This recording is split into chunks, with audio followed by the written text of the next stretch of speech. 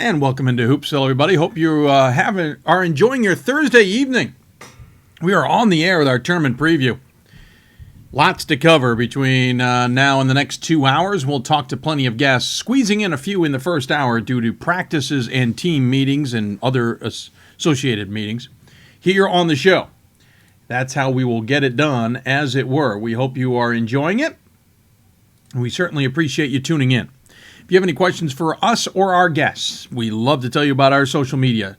And that is pretty simple. Twitter at D3Hoopsville or hashtag Hoopsville. Email us hoopsville at d3hoops.com. Or you can join us on Facebook at facebook.com/Hoopsville. You'll hear my phone chirp a little bit as we shut it up. There we go.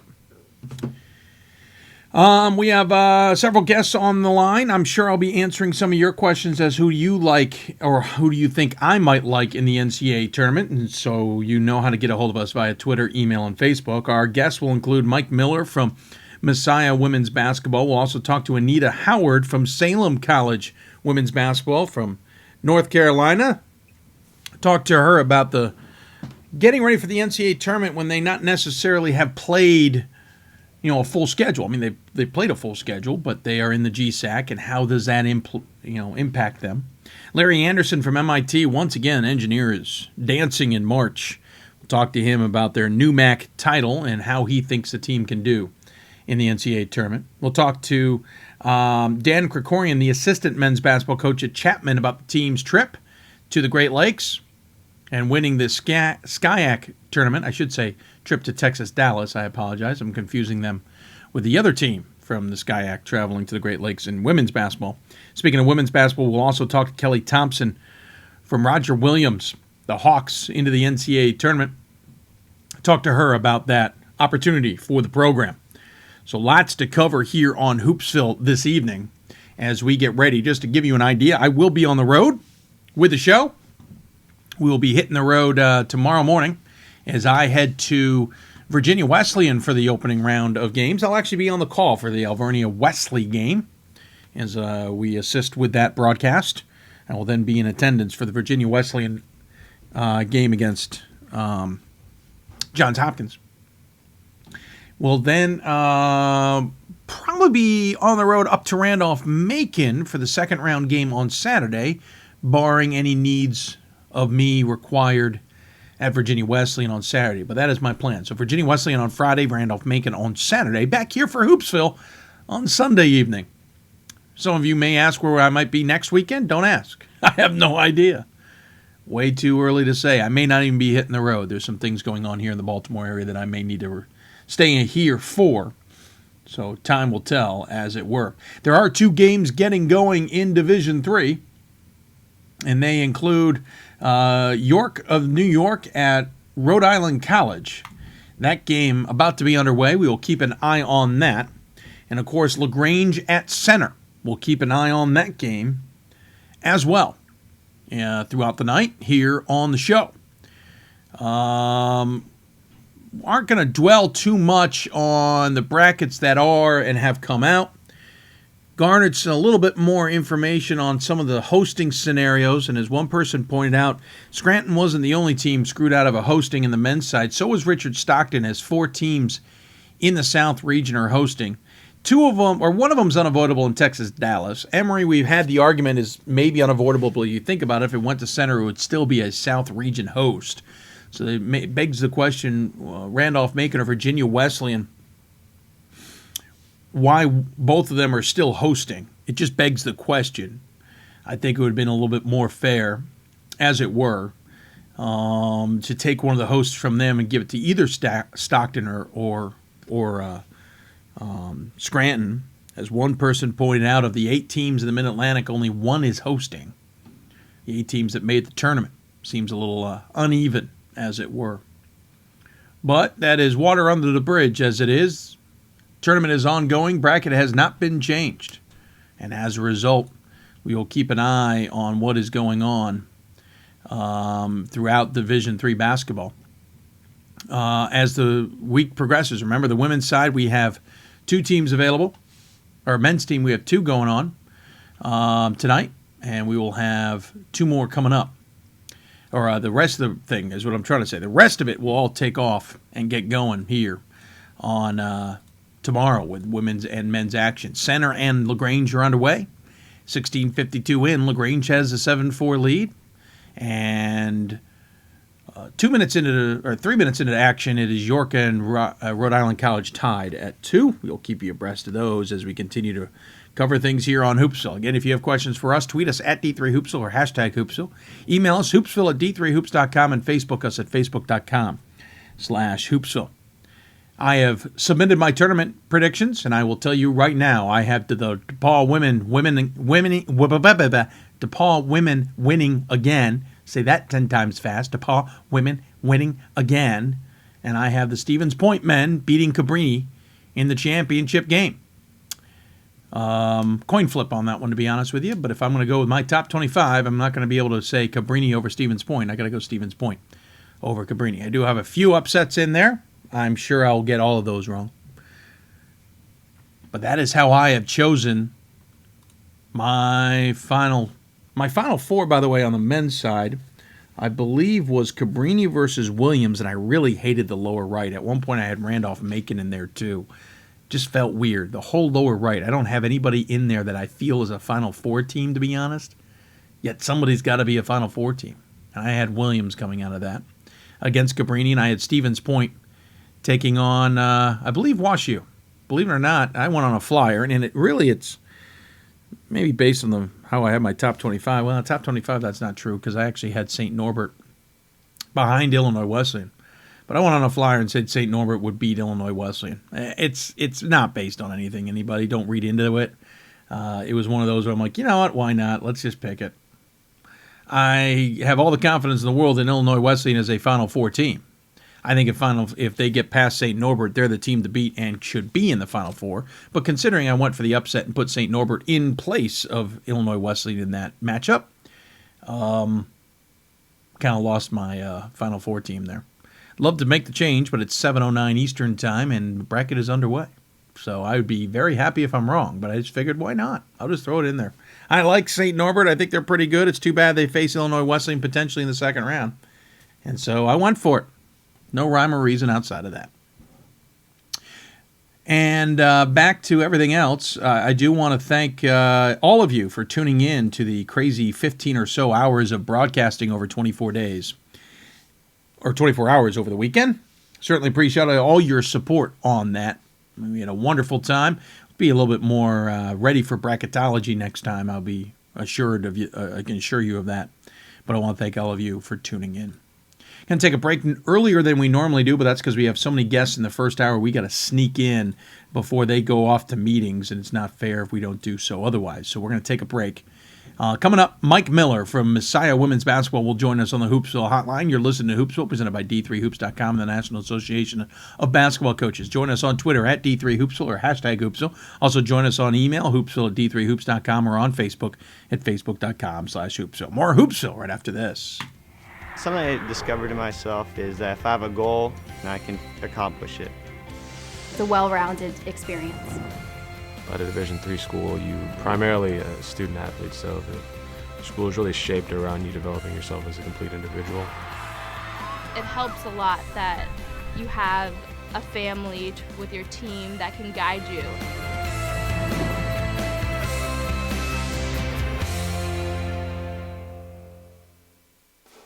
College basketball lives in Kansas City at the College Basketball Experience at Sprint Center. The College Basketball Experience is the place to get your game on. It's not a museum, it's an experience you won't forget. Discover the history of the game in the National Collegiate Basketball Hall of Fame, featuring the Gallery of Honor, Mentor's Circle, and Honor Theater. Suit up in the latest CBE logoed Nike gear at the CBE Hoop Shop. Elevate your game today and visit the house that college basketball built. We've got more schools than Division I, more fans than Division II, and more upsets than March Madness. There's 800 programs with over 11,000 games leading to 2 national championships. And we've been covering it all for over a decade. From Eastern to Occidental, from Puget Sound to Piedmont, from Southwestern to the University of New England, and from Hope to Calvin. Nobody covers Division III basketball like we do. We're at D3Hoops.com at www.d3hoops.com. Every season starts with hope and a dream to play for the ultimate title, to become NCAA national champions. And you can experience it live at the 2014 NCAA Division III Men's Basketball Championship, March 21st and 22nd in Salem, Virginia, hosted by the Old Dominion Athletic Conference and the City of Salem. Affordable tickets now available. Visit ncaa.com/tickets today and make a date with champions. And welcome back to Hoopsville, everybody. Broadcasting out of our Hoopsville studios in the greater Baltimore area. Appreciate you taking the time to join us on the show here Thursday as we preview the NCAA tournaments and get you ready for the action that will be getting going. Of course, on the men's side, 2 games ongoing right now. We'll get you some updates on those games as we progress along, but they are underway in center. Or in Danville, Kentucky, at center, where LaGrange is in its first NCAA tournament playing center. And, of course, they're underway in Rhode Island at Rhode Island College, where York of New York is taking on the Anchorman. The women, I should say, all start off tomorrow with all 64 teams in action.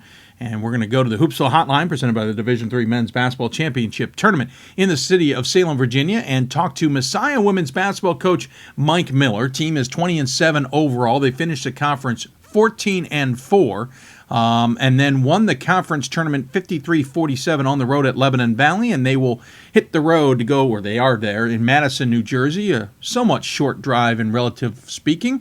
They will take on Randolph-Macon here tomorrow night at 5 o'clock Eastern Time, and Coach Miller joins us on the Hoopsville Hotline. Coach, thanks for joining me.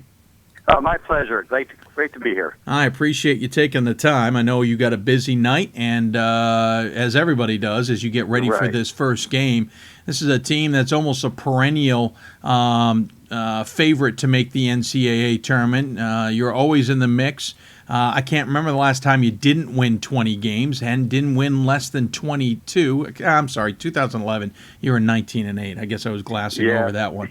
But I mean, last year you guys make the tournament, lose in the second weekend to Widener.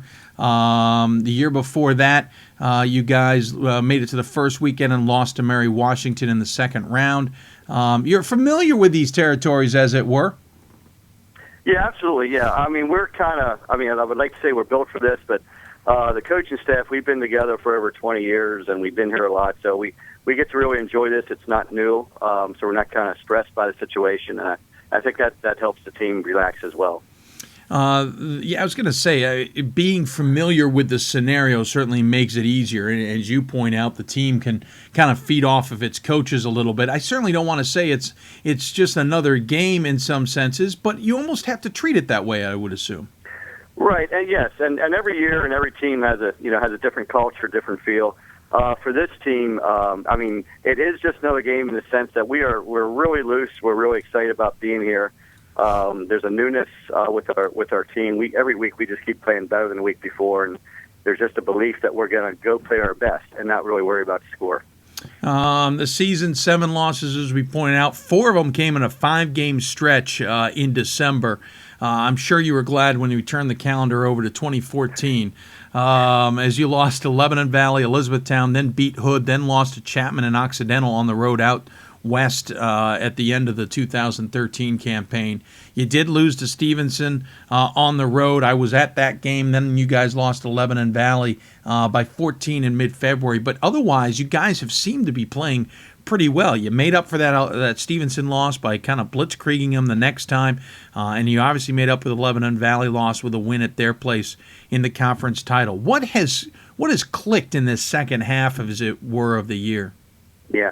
Well, there's actually a couple of things. One, I mean, we graduated last season, six seniors, 4 of our top 6 players, and a first-team All-American.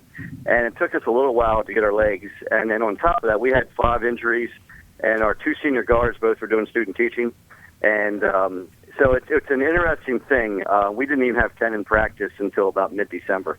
So and that's what makes this really exciting, because they just kept believing and kept thinking we're figuring it out. We lost 3 games on the last shot of the game, and things like that. And they just kept, every time, instead of getting down or not believing, they just kept like, okay, what can we do better? What do we need to do? And they really believed that they were going to be here. So when it started to click, there's just they were already through the pressure stuff of dealing with the tradition of the program and that maybe not happening this year, and they just started to play and be really relaxed, and we got a little bit healthier on top of it. How much does it, you point out the 2 seniors who are student teaching, but how much does it help that you still have 5 seniors? You graduated 6 last year, you got 5 more there. Is that a help with especially a number of sophomore and freshmen to kind of get everybody on board? There is no doubt. That is a big help. Now, 2 of those were injured as well first semester, but it is a humongous help because they have perspective, and everybody got to see how they were going to deal with it. Deal with the fact that we did lose those games, and we were at one point last place in the league, and they just got the model about coming in the gym and just believing what the coaches are doing, and it just really settled everybody down who didn't, all the others that didn't have a whole lot of experience. I'm talking to Mike Miller here, women's basketball coach for Messiah. Team is 20-7 overall. It was a good year for both the men and the women. Women moving on to the NCAA tournament. This is a team that has struggled to get out of the second weekend for most part since dating back to losing I believe it was a championship game against Howard Payne a few years back. What's been you're a perennial, I don't like using the word power, but perennial favorite in the Mid-Atlantic region, certainly a favorite in the MAC Commonwealth. What's the next hurdle for you guys to get over? Yeah, I think the big thing for us in our program is we are very good. We have really coachable kids. We don't tend to have tons of depth. And then at the end of the year, unless things go really right, that's where you need some things to happen. And when you start talking about the DePauls and WashUs and those kind of places, they got 20 players on their team and the competitiveness of that, and it is a different game once you get into Sweet 16 and further. So that draw is important, and who you end up with that first weekend. Your first week game will be Randolph-Macon, a team who is this season 23-5 overall, won the ODAC championship down in Salem, Virginia. What have you guys seen in viewing the tape or learning about this squad that's got you kind of keyed on that you think you can take advantage of? Well, the thing is, I'm not sure we can take advantage. I mean, obviously, we think we can compete and do well. The big thing for us, they average their 3rd in the nation in scoring at 88 points a game, and we hang our hat on defense. So, what we're hoping to take advantage of is that we really get after them defensively, and hopefully in a way that they have not seen before. And us being in, not in their home gym, that we can force them into some tough shots and make them maybe not quite believe as much. Yeah, so that's what we're going, and just kind of use the defensive side of things as we get through this. And again, they're a little bit deeper than us, so they run some kids off the bench that can really light it up too. So defensively, you've only given up 54 points on this season on an average, outscoring your opponents by 12. Is there anything you can take from the MAC Commonwealth experience this year, the battles that conference has had this season that can prepare you for Randolph-Macon and hopefully onward into the tournament? Yeah, and I think, quite honestly, our league was extremely balanced this year, more than what I've never seen before. I don't like to usually compare. It felt like we had a men's basketball league because on any given night we had teams at the 9th and 10th place in the league being top teams, and so every night you had to bring it. And then the teams at the top, specifically, Lebanon Valley and Elizabethtown, sitting there with 20 wins and great seasons, and to have 6 games against those guys throughout the year. That's why we're confident now because we really, we had to go into E-Town and into LBC last week and we got it done. So that what we brought away from that is just that we can do this and we can also crank it up at another level that I don't think they realized they could. But defensively they did on both nights. Chelsea Dannell, 12.2 points a game. Jillian Glacken, 12.2. Also 11.3 from Taylor Miller. When a team or anybody's going to watch your team tomorrow against Randolph-Macon and maybe beyond, those 3 are going to certainly stand out. Is there anybody else, though, that's going to stand out to them or they should key on that kind of gives them a sense of how the Falcons are playing? Yeah, I think, generally speaking, I do believe that the people coming off the bench, Sienna Wissey, and Emily March specifically, if they can bring energy and be effective, filling up like assists and rebounds and steals and Wissey throwing in some buckets, that is huge for us. And Kate Vanderhoff is now playing more. She's been injured. She's still not 100%, but she can just kind of make plays. They do the little things that need to get done. A great pick, a great pass, tough rebound, and then and score at times. But I think the three Gillian and Taylor and Chelsea have just every night they've just been there. And you do need that fourth person, and I do think we have some options there to kind of surprise people with. When you talk to the team in the locker room, what's going to be that final message before you take the court against Randolph-Macon? Have fun, enjoy, and I really mean this team. The culture of this team that I didn't figure out till about 2 or 3 weeks ago. They have a balance. Like they know they have to go to work and they have to fight and they have to do the things you need to do to win a NCAA game, but they also want to enjoy the process. So enjoy, laugh. And I really trust when it comes time to tip it off, you're going to see like a hungry team, and they're able to do both. So the big thing is we're telling some jokes in the locker room before the game. We started that, and we're just laugh a little bit, and we're just say our preparation is where it needs to be, and we're going to go play well. Well, very good. Good luck against Randolph-Macon here coming up tomorrow night, 5 o'clock Eastern time. As always, I give my guests the final word. Any final thoughts you want to share with those who may be tuning in? I just want to thank those people saw. The Messiah fan base and support of our program has been phenomenal. It's unbelievable. Even this year, when things weren't going well, they were there. Like they were there for us, and the support that those families have given our players and as well as the fans. It's just I can't say it enough. It in this case, it takes everybody for us to be here, and I really appreciate it all. Well said, Coach. Good luck, as I said, and we'll talk to you soon, I'm sure. Okay, thank you, Dave. Yep. And good night. Good night. Bye. Mike Miller joining us from Messiah. Again, team is 20-7 overall. They will take on Randolph-Macon in the first round of the NCAA Women's Basketball Championship Tournament coming up 5 o'clock Eastern Time. That game in Madison at FDU, FDU, Florham, sorry. That game right there in the heart of northern New Jersey. Winner will advance on to take on either FDU Florham or, forgive me, I had put the note away, or Wells. Wells will take on FDU Florham in that game. Of course, FDU Florham undefeated. Quick score update. Looks like York and New York's not scared of where they are sitting. They are off to a 20-7 lead. At one point, 16-2 was the lead. So they've been outscored 5-4 in the last little bit. 9:39 in the first half. We'll keep an eye on that one. So York and New York up on Rhode Island College. 20-7. 9:39 left in the first half. And the other first-round game in men's basketball action, LaGrange is leads center. 31-28. 7:48 in left to go in the first half. So both host teams in those games down, but obviously LaGrange barely up on center there, 31-28, and a timeout called, by the way. By the way, I did notice it there on the live stats, and I believe it is correct. We'll be dealing with media timeouts. I'm not 100%. I don't see it in the other game. So apparently a media timeout thrown out there at center, so not positive if that is by design or not. I am quickly looking for the 16 and 12-minute marks to get a gauge on that.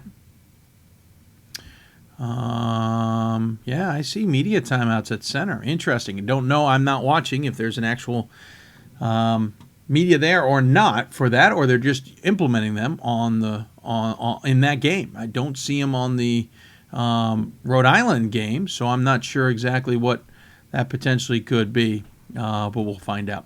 Going to take another break. When we come back, we'll stay with women's basketball action, and we will jump to a team that you don't talk about often, only because the entire conference didn't really have conference games. They didn't have conference games for the most part. We're going to talk to Salem College, women's basketball team in action here tomorrow night, and we'll talk to their head coach about making the NCAA tournament and what she hopes to accomplish with her team.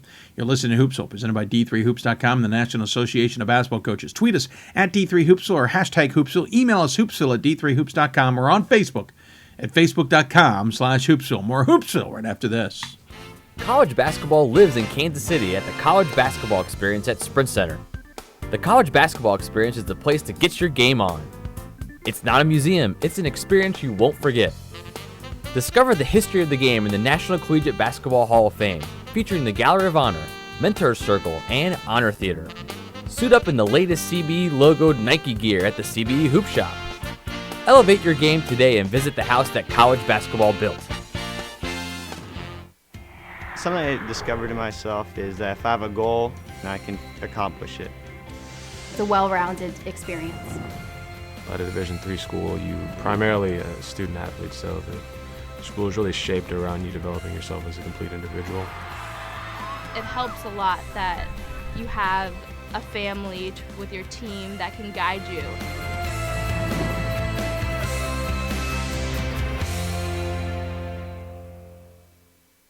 We've got more schools than Division I, more fans than Division II, and more upsets than March Madness. There's 800 programs with over 11,000 games leading to 2 national championships. And we've been covering it all for over a decade. From Eastern to Occidental, from Puget Sound to Piedmont, from Southwestern to the University of New England, and from Hope to Calvin. Nobody covers Division III basketball like we do. We're at d3hoops.com at www.d3hoops.com. Every season starts with a hope and a dream to play for the ultimate title, to become NCAA national champions. And you can experience it live at the 2014 NCAA Division III Women's Basketball Championship, March 21st through 22nd in Stevens Point, Wisconsin, hosted by the University of Wisconsin Stevens Point. Affordable tickets now available. Visit ncaa.com/tickets today and make a date with champions.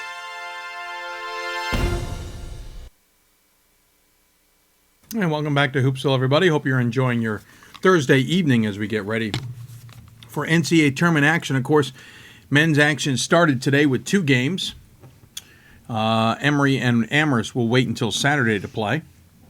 Of course, everybody gets going tomorrow in women's basketball action, and everybody but Emory and Amherst will get going on the men's side tomorrow as well. If you have any questions for us, tweet us at D3Hoopsville or hashtag Hoopsville. Join us on Facebook at facebook.com/Hoopsville. And, of course, join us, email as well, questions to us, Hoopsville at D3Hoops.com. That's how you can interact with us and our guests. If you have any questions for them, please don't hesitate to ask. We would certainly love to hear from you, and we'll do our best to answer those questions as well. Going to go back to the Hoopsville hotline, and joining us on the hotline is one of those teams that maybe not a lot of people talk about. And it's mainly because maybe not a lot of people fully understand how the conference is made up. And that can certainly make to be a challenge. But they're in the NCAA tournament because they won their conference. And so you congratulate the Spirits of Salem. And Anita Howard joins us on the Hoopsville hotline.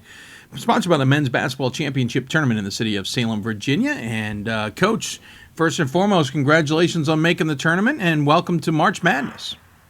Thank you. Thank you. Of course, an all-women's school in Salem, located in Winston-Salem, North Carolina.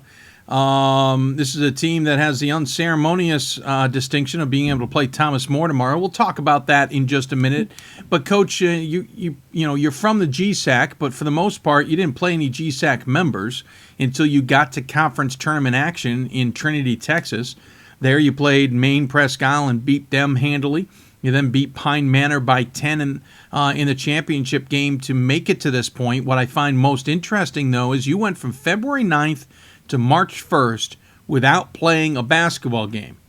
How do you get the team kind of ready for the conference tournament and now kind of get them ready for the NCAA tournament? Well, just a small correction. We actually did, the GSAC is trying to go to a northern and southern division. So we actually was able to play 2 of the opponents out of the GSAC, Agnes Scott and Wesleyan, during our regular season. But in our last home game, or regular season game, was February 5th. And so that was a huge challenge to keep the girls in game-ready mode, as I like to call it, since we didn't have any games. And so we just had to kind of change up our practices a little bit, had the coaches get in there a little bit to make sure the girls was going as hard as they could. And so we changed up a couple things and make it a little interesting. And then we actually did a inter-squad scrimmage where we had the refs actually come out and kind of give us another look at it, more like a game-like setting before we hit the GSAC tournament. This is obviously different. It's almost feels like an independent schedule, something that this team is familiar with way back in the day. Because you played a whole mess of games early on. You jam-packed your January full of games. to take advantage of teams who weren't busy with conference tournaments themselves or conference action. And then, as you point out, you kind of had that lull there between the end of February and March before you got back into it. Obviously, that's something you prepare for from the start. So what was kind of the message throughout the season as you got ready for this kind of strange ending to what normally teams experience? Well, I just told the girls that we had to be mentally prepared. Early on, we played a lot of tough competition, Emory and Hartwick, which were some ranked opponents. So we had a strong start to our schedule. And as we dwindled on down when we didn't have as many games, I just challenged the girls to be mentally prepared and continue to challenge themselves as if we had, a lot of conference games. So our non-conference schedule that we put together this year, I made sure that we had, some competitive teams that keep us on our toes so that, come March Madness, we'd be prepared. Yeah, you certainly dipped into the ODAC a little bit, Bridgewater, Emory and Henry, Hollins. Certainly you tapped into some other, or WNL as well, and tapped into some others down there in the South. So then the GSAC tournament comes up, and you got Maine Presque Isle and Pine Manor. I'm sure the team was just kind of biting at the bit to at least play a real game. Yeah, we had to kind of calm them down a little bit because it's kind of like starting your season all over again. First game jitters, first season, start of season jitters. But, yeah, they was very hungry and ready to play that first game. Had a couple turnovers that we probably normally wouldn't have. And so it was kind of getting us back on our feet, but they was definitely ready and prepared for those GSAC opponents. I can see you calming them down just a little bit. So you get those two games, you win them. They're on back-to-back days, and now your reward is you're heading to Thomas More. You're in Thomas More, and you'll be taking on one of the hotter teams in the country, certainly one of the highest scoring teams in the country. How do you prepare for what is essentially a very different environment for this program? I coach Division II, so I've actually been in this kind of arena before, and so I've always challenged my girls to, like I said, be mentally prepared. And so we always talk about being elite, playing elite, doing the things that don't take a lot of talent and getting those things done, valuing each possession from October 15th on till today. And so when we found out we was going to be going against a very competitive, then ranked number 3 Thomas More team, the girls accepted that challenge. Then a couple days later, bam, they're the number 1 team in the country. So it was a very it's a challenge that we accept. To be elite, you have to compete and try to beat the elite. And so this is just putting us on a stage where we can see where we're at. So it's a healthy competition for one of the GSAC teams to go against the number 1 team in the country. We've watched film. We've talked about their plays. I feel like I know Jeff and all his girls personally now, as much studying I've been doing. But we're up for the challenge. Their staple is their offense. Our staple is our defense.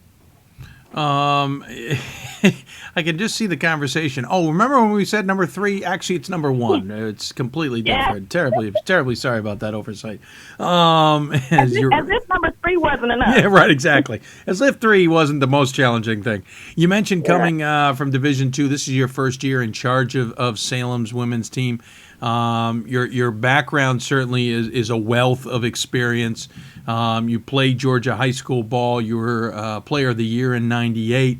You played for Fort Valley State University. You even played a season at Armstrong Atlantic State University. You have a ton of experience, especially not Division III, but in different areas of basketball, as it were. What are you bringing to the table? You mentioned you had the experience, at least in the Division II level, of being in this type of tournament scenario. So what are you kind of instilling on these players? First, we always talk about our 5 Ps. Proper preparation prevents poor performance. And my high school coach told me that way back in high school, and I came from a dominant high school program. So I like to think that I bring an experienced championship background as a player, as an assistant coach. I was at Shaw University, who went to the D2 Final Four and ended up winning a national championship the following year. And so I told the girls what to expect, how the NCAA comes in and kind of just takes over, and not to get the big eyes, to just take it one possession at a time, one game at a time. Don't worry about the Sweet 16, Elite 8. Just worry about the task at hand, which is Thomas More. And so we're going to treat it kind of like just a regular basketball game. Of course, they're the number one team in the country, and they have Moss. But we have Satavia Taylor. We have Jasmine Shabazz. And so I don't want to damper what we've been doing all year because of we're playing the number one team in the country. So just keeping them mentally focused on what we do, and we're not here by chance. Everything happens for a reason. And so I love the challenge. We talk about being elite all the time. Thomas More is the most elite you can get right now in D3, being number one, and so this is a great task. This is a great task for us. You mentioned Taylor coming from the Chicago Public League. We're somewhat familiar with. It's not. You can't be shy playing in that league, especially to stand out scoring 30 points a game for Roosevelt High. But on top of that, of course, how do you get a player to come then to Charlotte? I think she went to school in Kansas for a little bit. How do you get someone to then come to Winston-Salem, I should say, and how and already make an impact? Yeah, well, as a recruiter, I've learned you want to make relationships with the girls since coaches do come and go. I was actually recruiting Satavia while I was at another school, and so when I got the job at Salem, I was like, heck, why not try, to get her at Salem? And so it just so happened she decided to come play for me, and that's one kid, like you said, although she's from Chicago, she is one tough cookie. I don't think. Wait, did you say even though she's from Chicago? I think that. Yeah. I think that makes her the tough one. Yeah, you're right. You're right. And it shows in so many ways. Today at our practice, the girls were kind of slacking off a little bit, and she jumped down their throat. I mean, I didn't have to do anything or say anything. She took the lead on that. And I don't think she's been injured or sick or anything out of these 2 years. Even if she has, she didn't tell us. And so she plays through any and everything, no matter how big or small the competition. She approaches the game and practice just as the same. And I think she's more excited for this game than any of our players because this is her last year. She's Player of the Year at the GSAC second year in a row, and she's ready to go. She's doing, if not more, studying on Thomas More than I am. Well, speaking of which, what have you guys seen in this Thomas More squad that you think you can take advantage of? Is this a scenario of even trying to shut down Sydney Moss or just let her be and try and shut down the rest of the team? Well, we've looked at it a couple different ways. I definitely think Sydney Moss is a big part of their success, but they're really deep. I mean, they have a lot of scoring options, and so we're just going to stick true to our game plan and work our defense. We're definitely going to try to minimize some of her scoring ability by trying to take her away from their offense, but they have some other key options on the wing. They have a great point guard who can distribute the ball. I mean, so we have a tall task ahead of us, but we're up for it. So I think we're just going to try to slow them down and try to take some of those 96 points off the board that they've been putting up on the other 20 opponents that they've demolished. Yeah, just a few points. Well, Coach, I appreciate you coming on the show and talking about your team. Congratulations once again on making the NCAA tournament. Good luck against Thomas More coming up tomorrow night at 7 o'clock. As always, we actually give our guests the final word. Any final thoughts you'd like to share with those who may be tuning in? Yeah, I'd just like to first thank my athletic director, Melissa Bear, who's here with us, and all the Spirit family back at home. They've been a tremendous support system for our girls, and without them, we wouldn't be where we're at. We have a small little gym back at home that we fill up, and they're sending their love here, and so we're going to try to pull this thing out for them. Very good. Well said, Coach. Congratulations again. Good luck, and we'll talk to you soon. All right, thanks. Anita Howard joining us here on Hoopsville. I just realized I never showed her picture. I completely screwed up there. Let's just do that real quick so everybody knows. I did have a graphic ready. South Region, Anita Howard, 12-21-4. Spirits, see, I did have it. I just apparently got lazy there. But we want to thank her for joining us here on the show, to be sure. Appreciate her doing that. We're going to have one more guest here coming up, but I want to get you a score update because you're not going to believe it if I told you. Closing in at halftime, LaGrange and Center in a good battle. It's 43-42 with 27 seconds left to go in the half. LaGrange leading 43-42. The other game, apparently Rhode Island College forgot they were playing tonight. 2:06 left to go in the first half, and York leads 36-16. Yeah, I didn't say that wrong. 36-16. York of New York is up on Rhode Island College, 36-16, 2:06 left to go in that one. If I know Rob Walsh, he is steaming, or Bob Walsh is steaming right now at his Anchorman. We'll see what happens. Obviously, games can be the tale of two halves, but Rhode Island College is going to have to dig themselves out of a very, very, very deep hole. We'll see how that all happens. Going to take another break. When we come back, MIT men's basketball coach Larry Anderson will join us. We'll talk about his engineers with him, about making the NCAA tournament, and how he thinks his engineers will do coming this weekend. You're listening to Hoopsville, presented by D3Hoops.com and the National Association of Basketball Coaches. If you have any questions for us, tweet us at D3Hoopsville and hashtag Hoopsville. Email us, hoopsville at D3Hoops.com, and on Facebook at Facebook.com/Hoopsville. Talking engineers in the MIT men's basketball team coming up on Hoopsville right after this. We've got more schools than Division I, more fans than Division II, and more upsets than March Madness. There's 800 programs with over 11,000 games leading to 2 national championships. And we've been covering it all for over a decade. From Eastern to Occidental, from Puget Sound to Piedmont, from Southwestern to the University of New England, and from Hope to Calvin. Nobody covers Division III basketball like we do. We're at D3Hoops.com at www.D3Hoops.com. Every season starts with hope and a dream to play for the ultimate title, to become NCAA national champions. And you can experience it live at the 2014 NCAA Division III Men's Basketball Championship, March 21st and 22nd in Salem, Virginia, hosted by the Old Dominion Athletic Conference and the City of Salem. Affordable tickets now available. Visit ncaa.com/tickets today and make a date with champions. College basketball lives in Kansas City at the College Basketball Experience at Sprint Center. The College Basketball Experience is the place to get your game on. It's not a museum, it's an experience you won't forget. Discover the history of the game in the National Collegiate Basketball Hall of Fame, featuring the Gallery of Honor, Mentor's Circle, and Honor Theater. Suit up in the latest CBE logoed Nike gear at the CBE Hoop Shop. Elevate your game today and visit the house that college basketball built. I did receive a non-athletic scholarship upon entering school. I got the presidential scholarship, which was huge for me. I think there's more opportunities for academic scholarships in Division III. I did receive academic scholarships. Just being involved on campus, being a leader, all those things combined kind of get me recognized.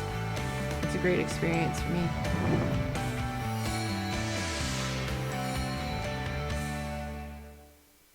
And welcome back to Hoopsville, everybody. It is Thursday evening, the night before the women's basketball tournament, and the night of the men's basketball tournament, as that has gotten underway. Glad you joined us here on the show. Men's basketball action underway, as we mentioned. Quickly, at the halftime, Center leads LaGrange 45-43. That game again at halftime. That is not the game, though, of note at this point in time. It is Rhode Island College, who's on the ropes. 44 seconds left in the first half. They trail 39-16 by 23 points. 39-16. York of New York leads Rhode Island College. We could have our biggest upset of the tournament before the tournament officially gets underway tomorrow. If you have any questions for us, tweet us at D3Hoopsville or hashtag Hoopsville. You can also join us on Facebook at Facebook.com/Hoopsville. And of course, don't forget to join us in the you can ask us questions on email, I should say, by going to Hoopsville at D3Hoops.com. Going to go back to the Hoopsville hotline as teams get ready to play their first round games, and one who's sneaking in this interview before they've got practice is MIT, and joining us on the Hoopsville hotline, presented by the City of Salem, Virginia, host of the Men's Division III Men's Championship Basketball Tournament Weekend, is Larry Anderson from the Engineers. Coach, welcome to Hoopsville, sir. Dave, thanks for having me. Absolutely. I appreciate you taking time. I know you got practice coming up in your 15 minutes, so I don't want to keep you too long. First and foremost, congratulations on making the tournament. I think certainly you guys are always a dangerous team that everybody's got their eye on, but I don't think they had their eye on you guys winning the NEWMAC over the teams of WPI, Babson, and even Springfield this year.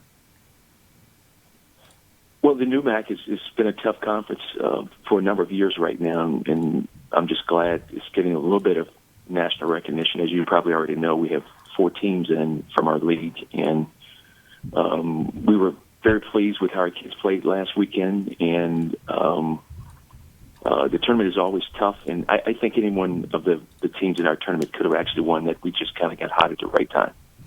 This is a team that over the last couple of years has certainly gotten plenty of attention, making it to the Final Four and almost a championship game a few years back. You had two guys from that championship that you thought would play a role in Carricker and Hollingsworth, you thought would play a role last year and unfortunately couldn't recover from injuries to do so. So I guess maybe there wasn't really a lot of high expectations for this team. But you go out there and you once again win 20 games, which you've done every year since 2008-9 season. And again, you win another NEWMAC title to make the NCAA tournament. Was maybe this one a little sweeter considering maybe the expectations weren't as high? Well, they're all sweet because we're humbled to be in the situation we're in right now. You never know when you're going to get back, so each year this rolls around, and when they call our name on Selection Monday, we're just pleased to be there. And I remember the years that we were not there, and that was pretty painful. And we were wishing and longing for the days that we might have an opportunity to get there. And each year rolls around; they're all sweet, and we hope there's a lot of basketball for us left to be played. This team is pretty young. You don't have one senior on this squad. You've got 4 juniors, 6 juniors, 4 sophomores, and a handful of freshmen, 5 I think it is. You're led by a junior in Matt Redfield at 13.5 points a game, Andrew Ackera Jr. at nearly 12, 11.6 from Justin Pedley, who's a sophomore, Ryan Frankel, the other sophomore, at 8.5 points a game. Of course, Redfield, nearly 9 rebounds a game, Acker nearly 9.5 rebounds a game. This feels like a different type of squad you're coaching than you've had over the last few years. It is. Each year, even if we have the players back, it's a different squad, it's a different year. And, I hear a lot of coaches talk about, we got everybody coming back, but that doesn't mean that it's going to be the same kind of squad. You have to coach them a little bit differently, and we have done that. We've had some pretty good teams over the last several years, but this team is different in the fact that they're really defensive-minded. They bought into the concept of rebounding is going to give us a chance to win. And I talk about those two pillars because we didn't think we were going to be very good at the offensive end. If you look at our numbers, we've dipped in terms of what we've done in past years. Yeah. In terms of scoring. So it was imperative that we become a pretty good defensive team and a good rebounding team. And we're still working really, really hard on becoming an offensive team. So in that regard, we're different. Last year's team, we had a lot of guys who can make plays, plays that coaches don't teach. One in Mitchell Cage and another one in Will Tashman. But this year, we're really, really getting things done by committee, and we're pretty strong up front. And Ryan Frankel, who just worked his way into the starting lineup a few weeks ago, has been playing really, really well for us as well. Again, you talk about the depth of the NEWMAC this year. It certainly was deep and challenging. You guys were in the mix, but Babson had a major play this year, finishing second. WPI had another terrific season. Of course, Springfield making the NCAA tournament as well. Emerson made headlines with big wins this year. Did it change kind of the coaching mentality when you had that many teams in play? To be honest with you, it didn't change ours at MIT because we're not good enough to be looking over our shoulders to see what other teams are doing, even though we know they're really, really good. But you have to focus on what you can do and try to find out what your strengths are and areas that you can improve in. And especially this year, we had a lot of new faces in the lineup who were playing, over 30 minutes a game as opposed to coming and giving us spot duty. So we really needed to focus on what we could do and find out what was going to be our MO. And it took us a while to do that, and we're still working toward that. But the league itself, when you think about Babson, WPI, and Emerson, and Coastal, right on through, Springfield, those teams are really good. We know what we're going to be up against because they're well coached, they're always well prepared. We play each other at least 2 times. during the regular season, a third time in a conference tournament. So you know you're going to be up against it. So it's not too much, from a schematic standpoint that either one of us can do to offset the other. So it's a tough league. We know that, so that's why we concentrated on what we need to be doing and try to find out where our MO is going to be for the year. When you look ahead, you've got this game coming up against Plattsburgh State. Last year you made the first round, went down to St. Mary's and played a heck of a game. I think Coach Harney has said it to me maybe a dozen times, if he's said it to me a dozen times, that game he's amazed he got out of because he thought you guys were an undersung unit. You now travel to Plattsburgh State. You take them on tomorrow at 7:30. Looking at game tape, understanding how things are presented, how do you think your chances are in this first-round game? When I look at the whole field, if you're in the field of 62, then you must be pretty good. Mm-hmm. And we're going to approach this game as if it was a championship game in terms of what we're trying to do. We've looked at Plattsburgh State on tape, and they're extremely impressive. Extremely impressive. And I got to be honest with you, we don't know how we're going to deal with them. We haven't come up with a game plan even to this day because we know they're athletic. They have really good guards. They're really strong inside. We're going to need another day. It's going to be right up to the tip-off time before we can figure out how we're going to be able to play with these guys. It might even be in the second half, the way the conference or the way tournament action happens. You just never know. When you look at the tournament, the bracket, if you get past Plattsburgh, how do you like your chances? We like our chances because right now we're 0-0. Right. And all teams are right now, and it's a new season, and there's still some things we need to be working on as a team that we know we're not good at. But we feel like if we give ourselves a good chance if we can stick to who we are. But still, when you're thinking about how good Plattsburgh State is, that's a scary thought. Yeah. So we're going to need some more time to think about, how, our chances are because we just don't know at this point. We know it's 50-50 because we're going to have a chance to play, but I don't know. Before I let you go, of course, you guys lost to WPI twice this season, and then you kind of handed it to them in the semifinals of the NEWMAC. I know it was sweet to get the win and not be swept in 3 games, but did you expect a 64-46 outcome? No, I didn't. When we go into games, especially when we had against WPI, Chris Bartley has been at WPI and had, 10 or 12, 21 seasons in a row, and they were one of the top-ranked teams in New England, deservedly so. They got a very, very good basketball team. It just so happened on that day they wasn't shooting the basketball well. I would love to say that we had something to do with it, but I can't say that. It just one of those games where they just didn't play their best. Wrapping things up here with Larry Anderson because he's got to get off to practice. What is the message to the team, either at this practice or before the game starts against Plattsburgh? What's your message to the team going to be? My message to the team this time, it's to go out there and have fun and enjoy yourself while you're here, and let's make sure we represent the MIT community as best we can by being good sports. And play the game the right way. So if somebody walked in the gym to watch the game between Plattsburgh and MIT, I want them to be able to say, wow, they played as hard as they possibly could. So we want to go out there and play as hard as we can to represent MIT as best we can. Well, congratulations on making the tournament once again. Congratulations on winning the NEWMAC, obviously, as well. Good luck against Plattsburgh again tomorrow night at 7:30. As always, we give the guests the final word. Any final thoughts you'd like to share with those who may be tuning in? Yes, I would like to thank all the people back at MIT for all the support they've given us, our athletic administration, senior administration, all our athletic trainers. And I'm sandwiched right between the volleyball coach, Paul Deal, and our women's basketball coach's office, Sonia Rahman. And I want to thank them especially for all the advice and they've been giving me throughout the year because it's been an up and down year. And when you're trying to rebuild and trying to live up to expectations that you have for yourself and that you have for your team, it can be really tough.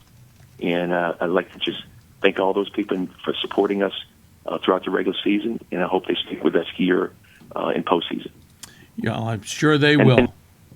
And thank you too, Dave, for all you do for us in terms of promoting Division III basketball throughout the country. Well, thank you, Coach. I appreciate the kind words. Good luck tomorrow night, and we'll be looking forward to seeing how the Engineers fare tomorrow as well. All right, thanks so much. Take care. Coach Larry Anderson joining us from MIT. Appreciate him taking the time to join us. Always a wonderful man to chat with. I've gotten the opportunity over the years. Even ran into him in a few hotels. In tournament action, everybody. In tournament action. He's a great man to chat with. If you have any questions about some of the great basketball coaches in the Northeast, Larry Anderson would be right up there. What he has done with that MIT program in his tenure is certainly something to tip of a hat to be sure. We still have more guests to come, but if you have any questions for us or our guests, don't forget Twitter at D3Hoopsville or hashtag Hoopsville. Email us, hoopsville at d3hoops.com, or on Facebook at facebook.com/Hoopsville. Keeping an eye on games that have all gone to the half now. We'll keep an eye when they start the second half.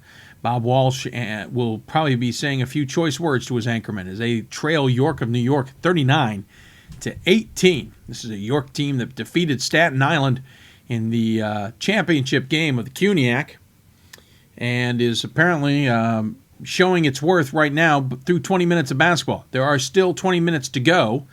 This is not over by the long shot. I have seen some stranger reversals of fortune, as it were, and we'll see how that turns out. Center is in a good battle with LaGrange. That game about to start the second half, and Center leads 45-43. Quickly leading the way for LaGrange is Nick Mitchell with 14 points on 5 of 6 shooting and 1 for 1 from beyond the arc. And Dustin Baxter's got 11. Colin Lopez leading the way for Center with 11 points as well. By the way, back to that York game, leading the way for York with 16 points is Omar St. John. And 9 points from Michael Woods, who apparently, by all accounts, is not playing his best game. He is 4 for 12 from the floor. Rhode Island College has nobody in double figures. Their leading scorer is Chris Burton with 6. We're going to take another break. When we come back, we'll stay with our men's basketball theme, and we will be talking to assistant coach Dan Krikorian from Chapman. Talk about his team heading out to Texas for the first round of the NCAA tournament. See how they think they will fare in Texas for that. You're listening to Hoopsville, presented by D3Hoops.com and the National Association of Basketball Coaches. If you have any questions, you know how to get a hold of us, and you can ask our questions of our guests as well. We'll be back with more Hoopsville right after this. Every season starts with a hope and a dream to play for the ultimate title, to become NCAA national champions. And you can experience it live at the 2014 NCAA Division III Women's Basketball Championship, March 21st through 22nd in Stevens Point, Wisconsin, hosted by the University of Wisconsin-Stevens Point. Affordable tickets now available. Visit ncaa.com/tickets today and make a date with champions. Something I discovered in myself is that if I have a goal, I can accomplish it. It's a well-rounded experience. At a Division III school, you primarily a student athlete, so the school is really shaped around you developing yourself as a complete individual. It helps a lot that you have a family with your team that can guide you.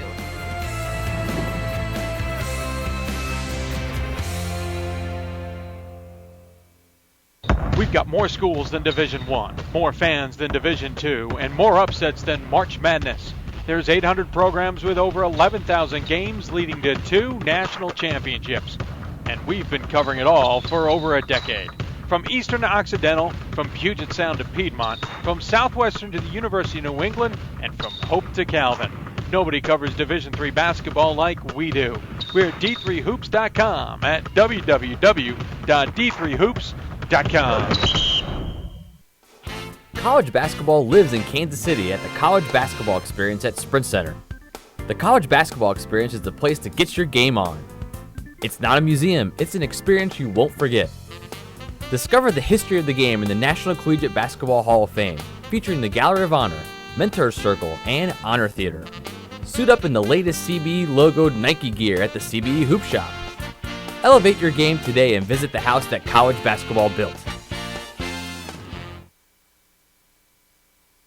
And welcome back to Hoopsville, everybody. Going to have a quick segment, and then we'll have our head coach from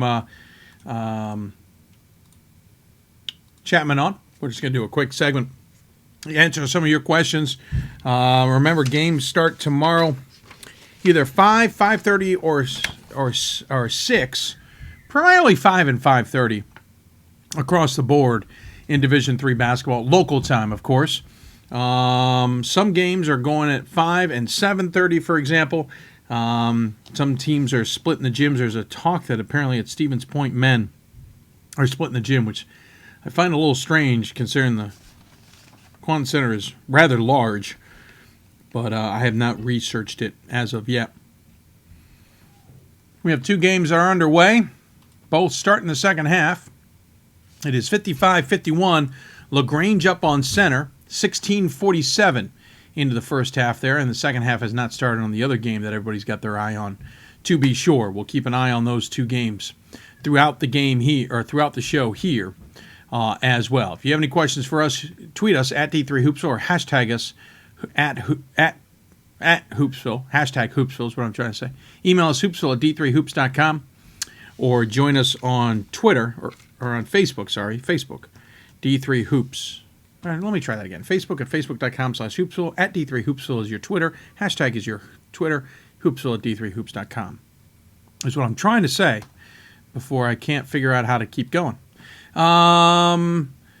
We have 2 guests coming up in the next 30 or so minutes. We'll talk to Dan Krikorian, the assistant men's basketball coach at Chapman, and we'll talk to Roger Williams' women's basketball coach, Kelly Thompson. That's all coming up here in the next half hour or so, and then we'll answer some of your questions, even give you my predictions if you ask nicely. Again, you can interact with us as we have shown, and please don't hesitate. Otherwise, it's a little harder to do the show all by myself.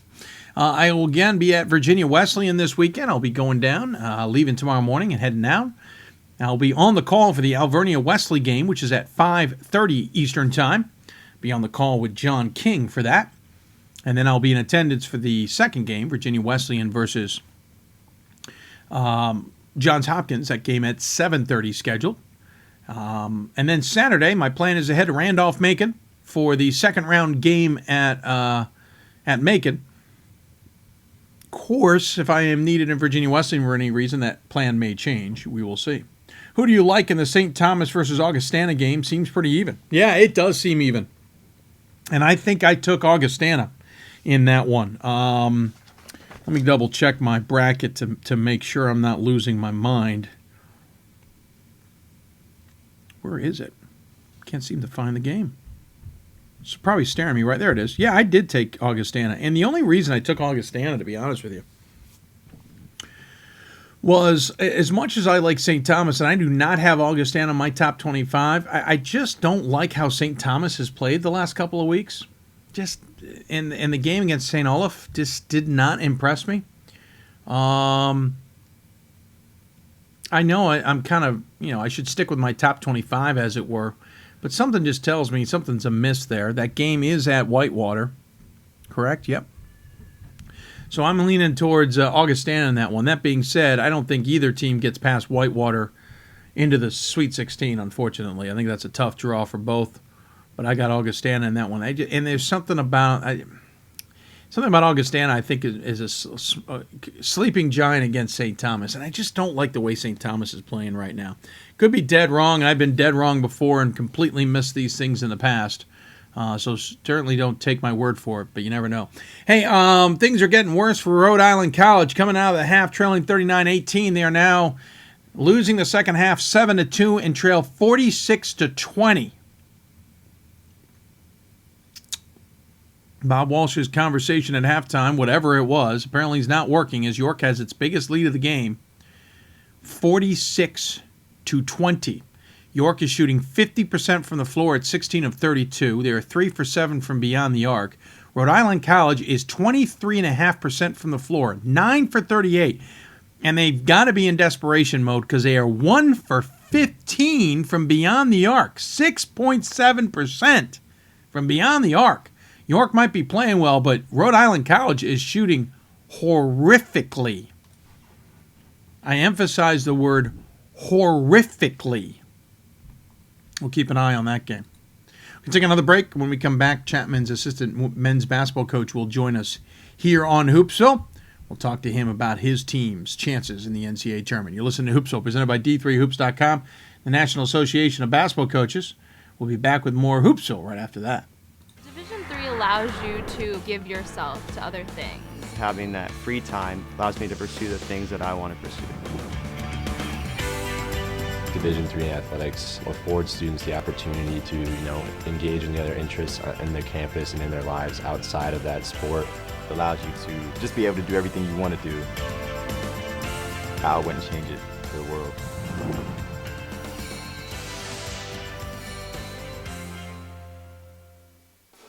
College basketball lives in Kansas City at the College Basketball Experience at Sprint Center. The College Basketball Experience is the place to get your game on. It's not a museum, it's an experience you won't forget. Discover the history of the game in the National Collegiate Basketball Hall of Fame, featuring the Gallery of Honor, Mentor Circle, and Honor Theater. Suit up in the latest CBE logoed Nike gear at the CBE Hoop Shop. Elevate your game today and visit the house that college basketball built. Every season starts with hope and a dream to play for the ultimate title, to become NCAA national champions. And you can experience it live at the 2014 NCAA Division III Men's Basketball Championship, March 21st and 22nd in Salem, Virginia, hosted by the Old Dominion Athletic Conference and the City of Salem. Affordable tickets now available. Visit ncaa.com/tickets today and make a date with champions. We've got more schools than Division I, more fans than Division II, and more upsets than March Madness. There's 800 programs with over 11,000 games leading to 2 national championships. And we've been covering it all for over a decade.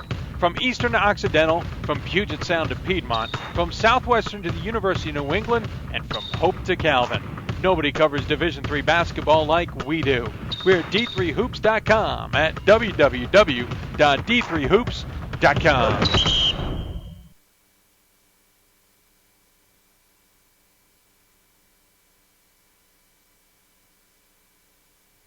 And welcome back to Hoopsville, everybody. Forgive me finishing a mouthful here. Have any questions for us? Tweet us at D3Hoops or hashtag Hoopsville. Don't forget to email us Hoopsville at D3Hoops.com or on Facebook at Facebook.com/Hoopsville. Hope you're enjoying the show. We'll keep you abreast of these scores. It is 57-56 now. LaGrange leads center with 13:35 left to go. Center left led 45-43. And maybe things are improving for Rhode Island College. They've scored 8 straight points, have their lead or have their deficit down to 18 as they trail 46-28, 16:46 left to go. They got to keep that momentum up as they finally hit another 3. I mentioned they were 1 for 15 from beyond the arc. Now they're 2 for 16. So they are 1 for 1 since I mentioned it. I'm going to go back to the Hoopsville Hotline presented by the City of Salem, host of the Division III Men's Basketball Champion. And joining us on the Hoopsville Hotline is the assistant coach for Chapman, Dan Krikorian. Dan, welcome to Hoopsville. Hey, thanks a lot for having me. Absolutely. I appreciate you taking the time to join us here on the show. This is a team that wins the SCIAC, which was kind of not, I wouldn't say it was wide open this year, but certainly it was competitive, and who was going to come out of that was probably up for grabs, even though there were a couple like Pomona Pitzer who had good seasons. CMS was having a good year. Just winning the conference, what did that mean for this Panther squad? Well, it was obviously huge for us, and like you said, this was a conference where on any given night, anybody could beat anybody, and we were all kind of fighting for our lives down till the end. And for us, we were able to kind of pull things together the last stretch of the season, and we won 7 straight, going 5 straight in the conference and the 2 conference games. And they were all really, really tough games and against really great teams. And so it was great for us, and we're happy to be where we're at. You guys, of course, got flown out to Dallas. trading in maybe less better. I mean, you left the good weather at home, I would argue. Of course, you'll play Texas, Dallas in the game coming up 7:30 Central Time tomorrow night. How do you get the team ready for this trip, considering you guys didn't really leave the West Coast for the most part? You barely even left California throughout the season. Right, yeah, this is actually our first big road trip of the year, and so, it's been fun for us coming out here and getting to, be on the road with our team and getting ready to play a really good team. And so the craziness of winning the tournament and then flying out here, it's been a blast, but I think our guys are handling it well, and like I said, we're happy to be out here.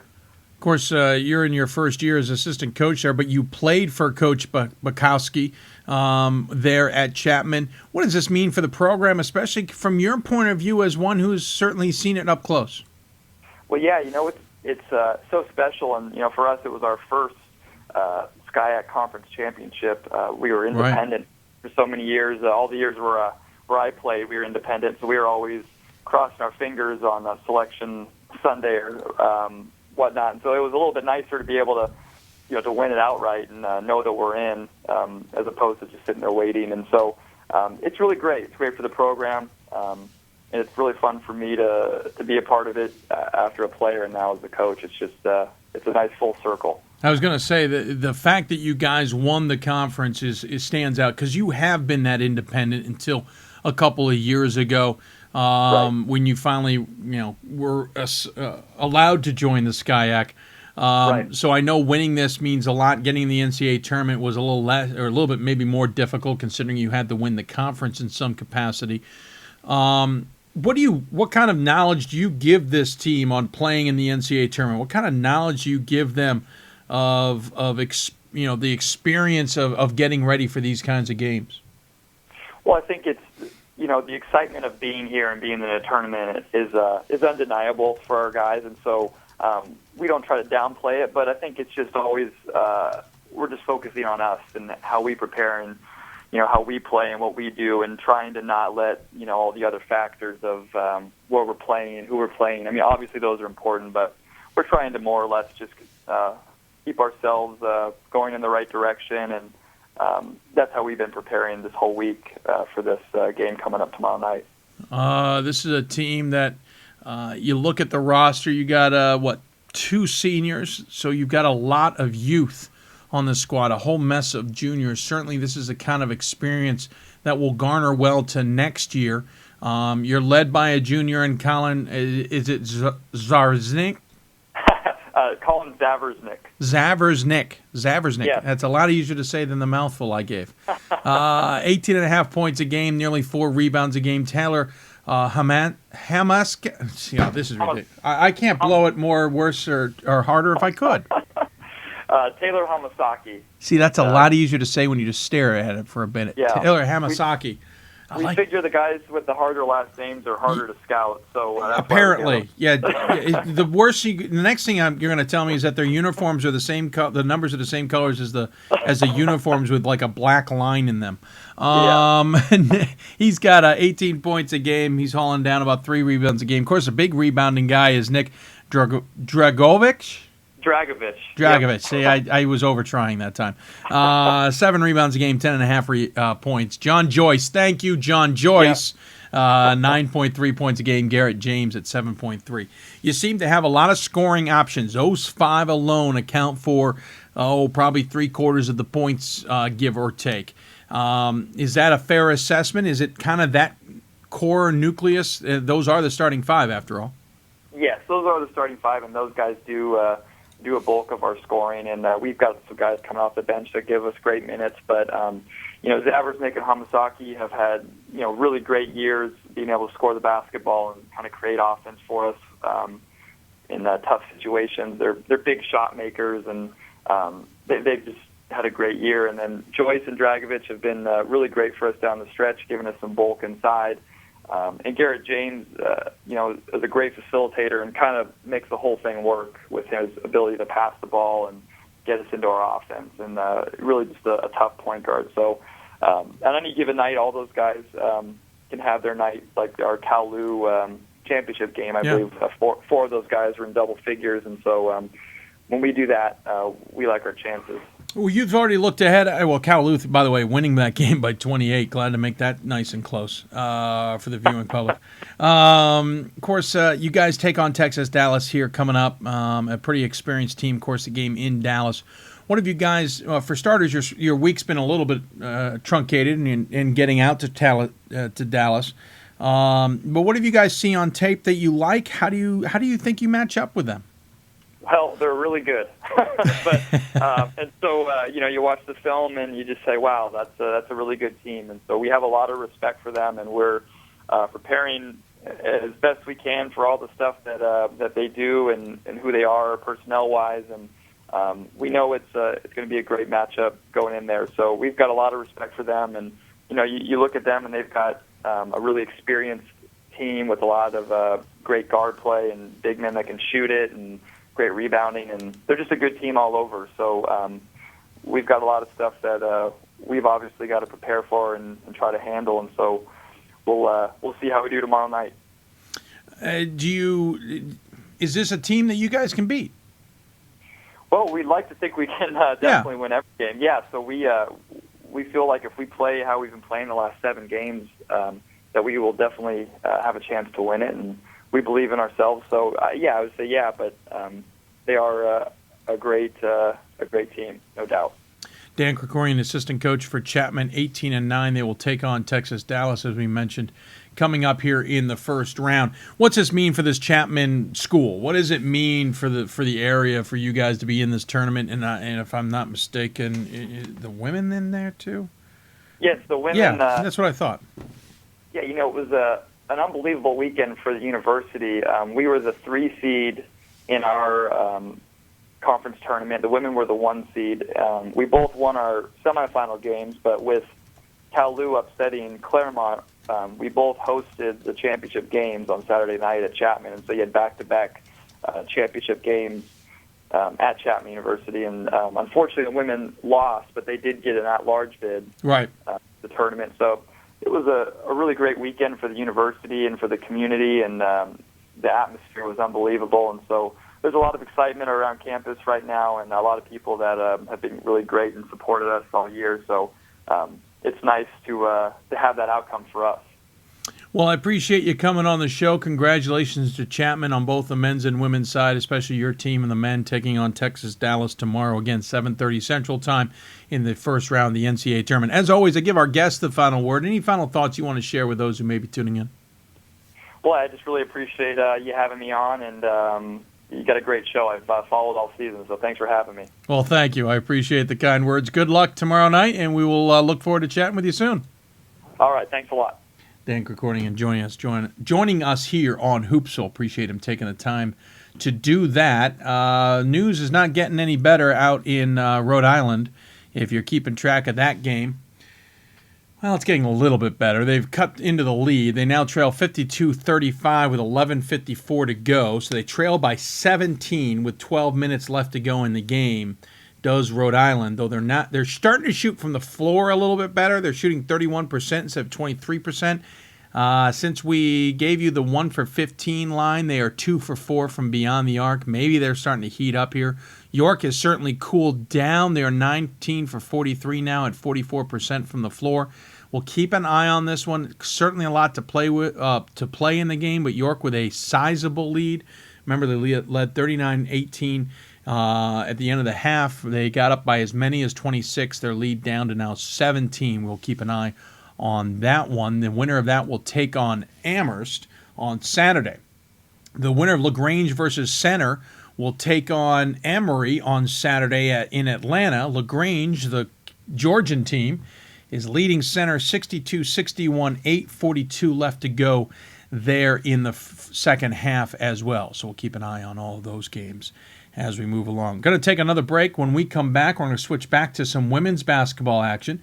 And we're going to talk to Roger Williams' women's basketball coach, Kelly Thompson, about her team's success and how she thinks they will do in the NCAA tournament. And then we'll have a whole segment where we can just chat with you guys if you have any questions. Want to thank Mike Reed out there on the Twitterverse. Appreciate your show and wish you and D3 B-Ball continued success. I listened to 3/4 of the bracketology show, but then I fell asleep. Well, Mike, 3/4 of the bracketology show would have gotten you to about 3 in the morning, so Eastern time. So I applaud you for that.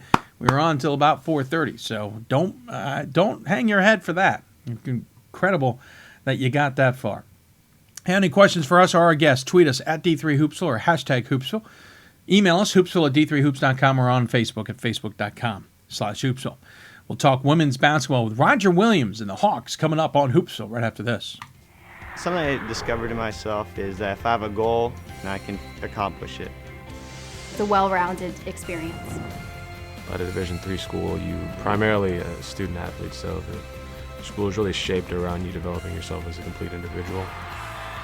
It helps a lot that you have a family with your team that can guide you.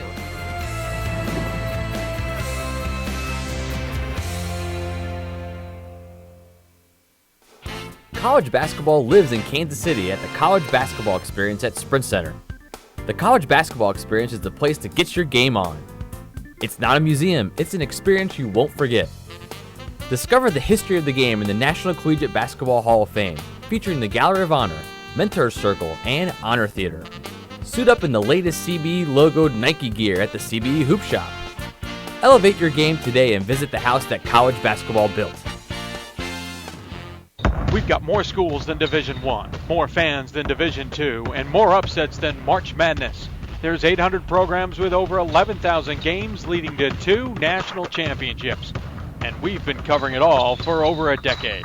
From Eastern to Occidental, from Puget Sound to Piedmont, from Southwestern to the University of New England, and from Hope to Calvin.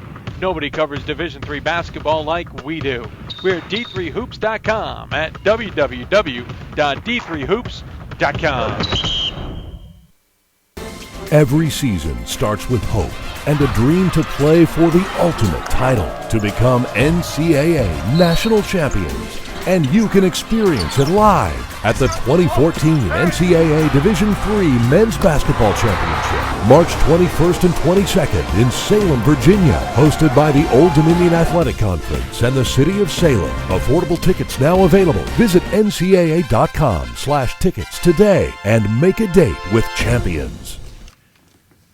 And welcome back to Hoopsville, everybody. Hope you're enjoying your Thursday evening as we continue to keep track of scores in the 2 men's basketball games going on right now.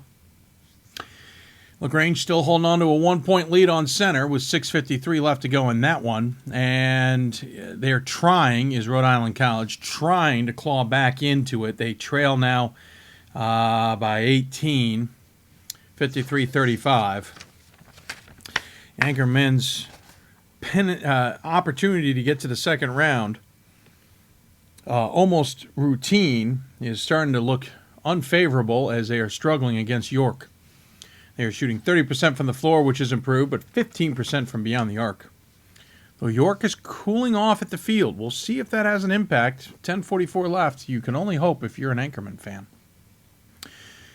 Going to switch back to some women's basketball here on the show, and we're going to talk Northeast basketball once again.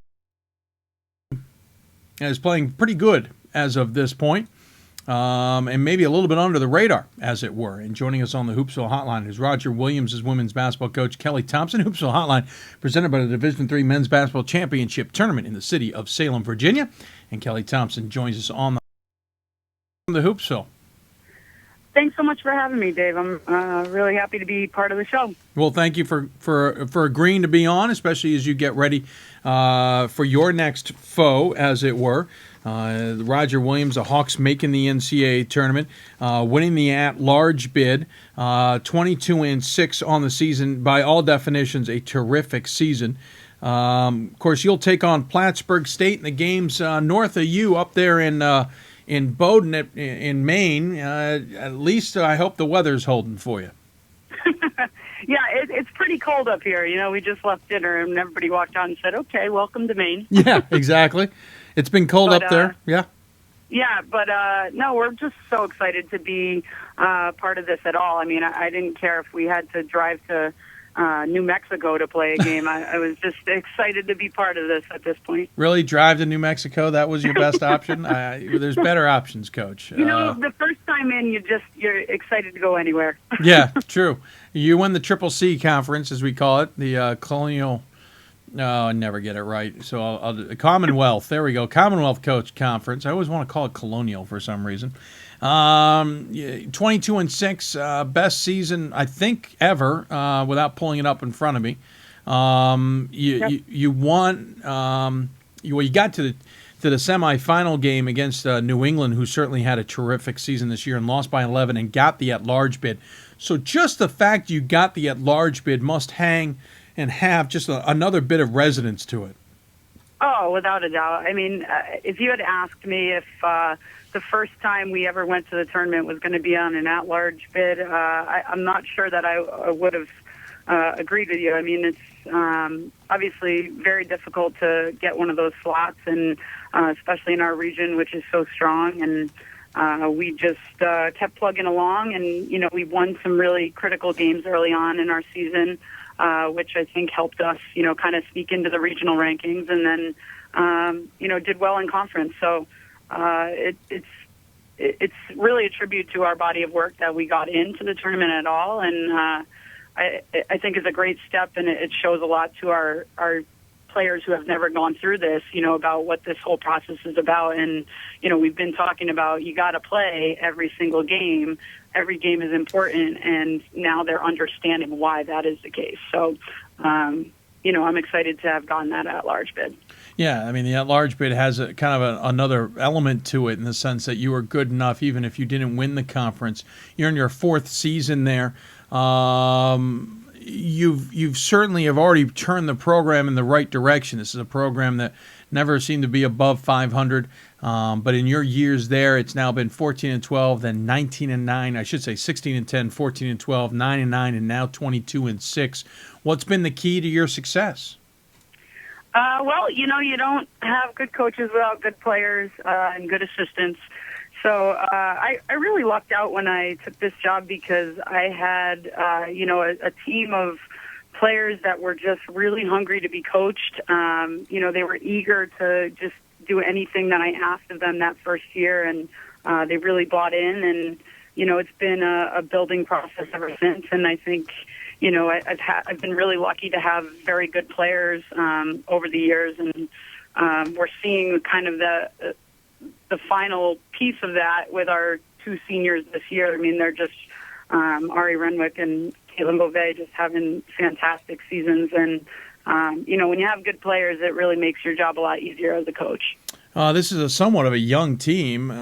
You have one senior on this squad. You have, two juniors. The rest is sophomores and freshmen. That's certainly a nice bit to develop from.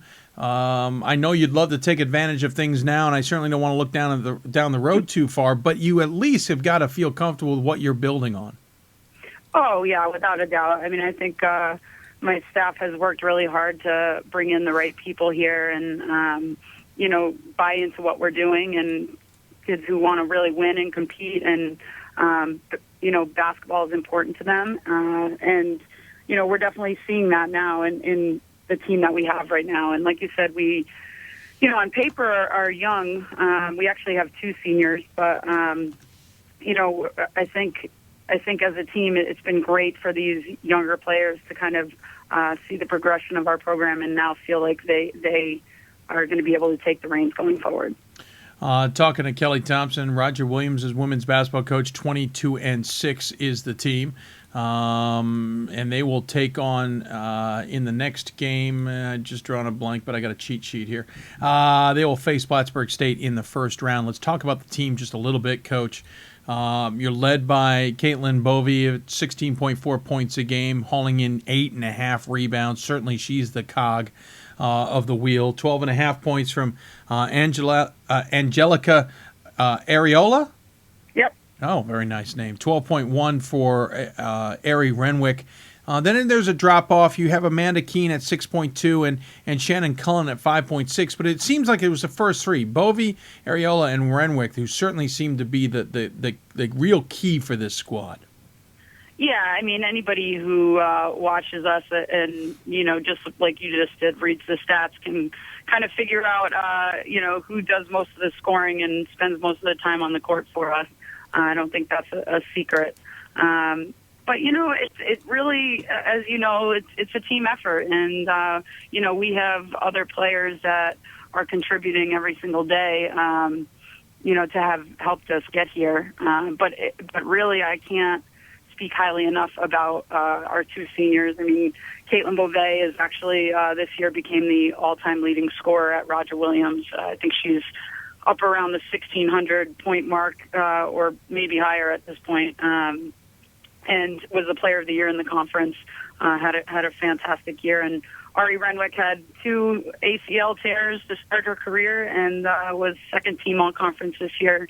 So it really just speaks to, the character of both of those kids to do what they've done here. And certainly Angelica as our point guard has just grown tremendously as a leader. So she's a fun player to watch and will continue to be as we, move on through the years here. It's been a year of first 21 season, best season in program history, first conference championship game, first at-large bid for the women's program, second for the entire athletics department in general. How do you keep the first going and get a win over Plattsburgh? How do you see the matchup shaping up? I actually think it's going to be a really great matchup. I mean, Plattsburgh has some really great players. I've known Cheryl Cole for a long time, and she's done a really nice job with the program. Was Coach of the Year this year. I think all year for us, we know that if we defend well and if we rebound, then we're going to get a chance to get out and run our offense. And I think at this point in the year, you don't win a lot of games if you don't defend and rebound. So that's been our message all year. And if my players are listening, they will take that to heart and defend and rebound tomorrow. Well, I certainly hope they're listening then. I was going to say, what is the message to the team when you get in the locker room tomorrow? I think we have to be really focused on execution. And last week when we played up at UNE, as you mentioned, our first championship appearance in the finals for the CCC, and they have a great atmosphere up in their gym up in Biddeford.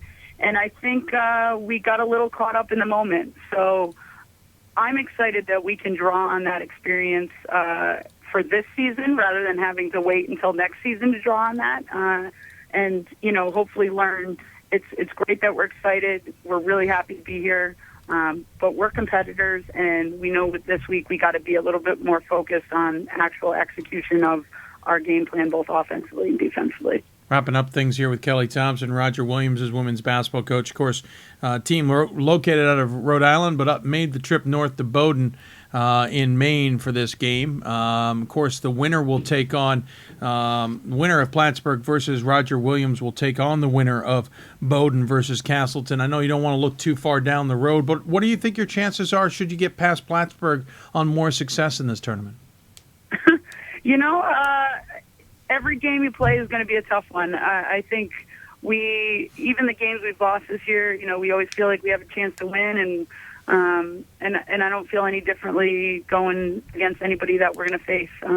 Certainly, it's going to be a tough game no matter who it is. So I'm excited. I hope we get that opportunity, and got to take care of business tomorrow first, though. Well, certainly, that is the case.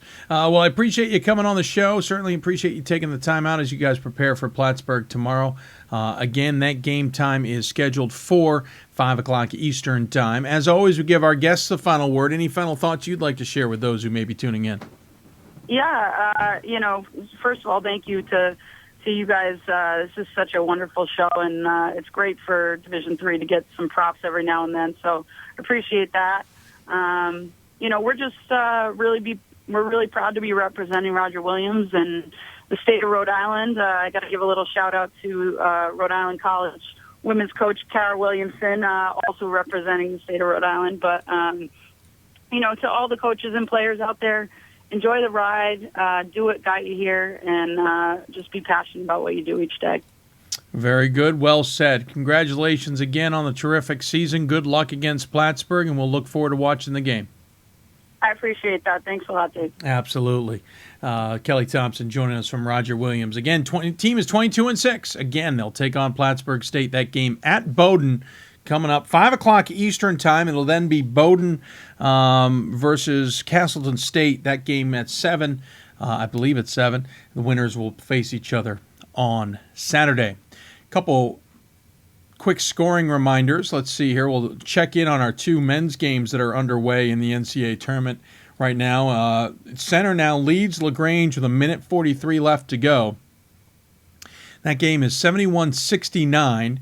Both teams have been, quote-unquote, tied in the second half. So Center leads by 2, 71-69.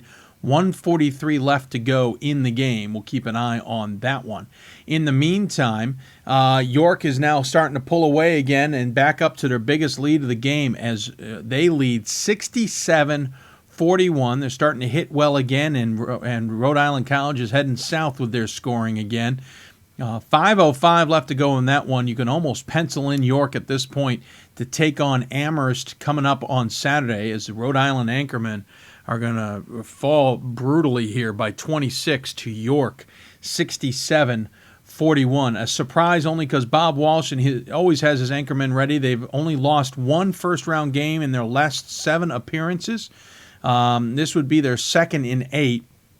They always get to the second round. Of course, they lost to Morrisville State last year in the second round, you might remember.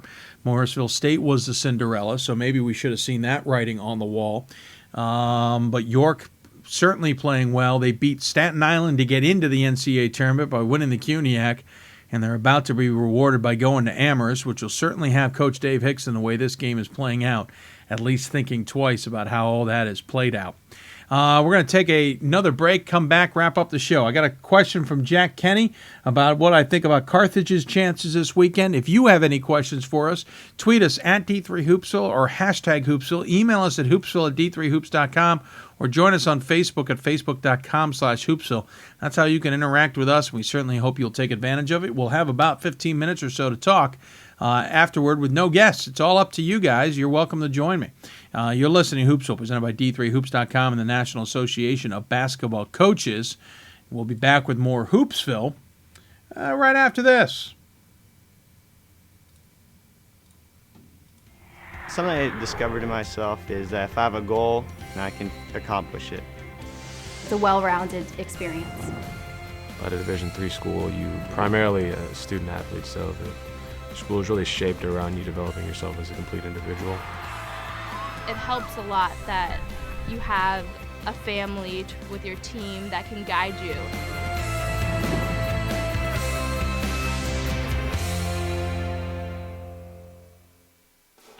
College basketball lives in Kansas City at the College Basketball Experience at Sprint Center. The College Basketball Experience is the place to get your game on.